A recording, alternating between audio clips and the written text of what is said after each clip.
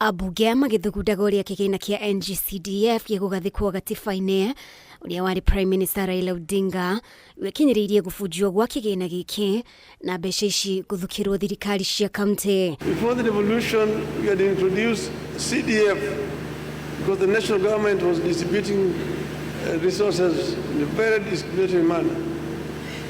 That's why we introduced CDF. But CDF ideally should now, in the devolved system, there's no need for a CDF. CDF should be the responsibility of the county government. AKIARIA ari mwena wa Mombatha hindi ya kigomano kia accountants ICPAK, ODINGA na wateanirie mihango ya kugania mawoni ma muingi ndeto-ini ino, akiuga kura ya mawoni niyo yagirire gutuithania kana mbeca cia kigina giki ifatie gukorwo rungu rwa abunge kana magavana. Now they are doing what is so-called public participation, asking the public. But I just want to tell them, do all the public participation you want. Ultimately, you must go to a referendum. In the referendum, you will lose. It does not happen in another country. It's not that we don't want bursaries. Yes, bursaries will be there, but bursaries will be distributed by the county government, not by members of parliament. 385 billion shillings, for example, is sent to counties as equitable share. But what projects do you see around our counties? What expenditures go towards our counties? And maybe what we might want to do is not necessarily disregard the NGCDF, but borrow the NGCDF model to how counties do their budgets.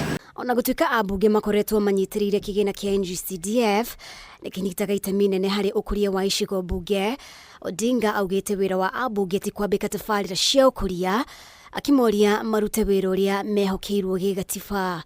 Members of parliament are supposed to do three things: representation, legislation, and oversight. They should oversight the national government. How do we oversight the national government when you yourself are also implementing projects?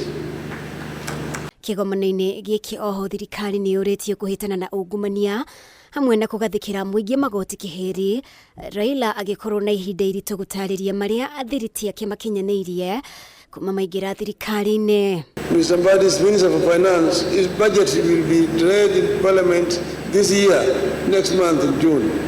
So judge him, give him time. It is not like instant coffee that you brew and drink at the same time. It takes time.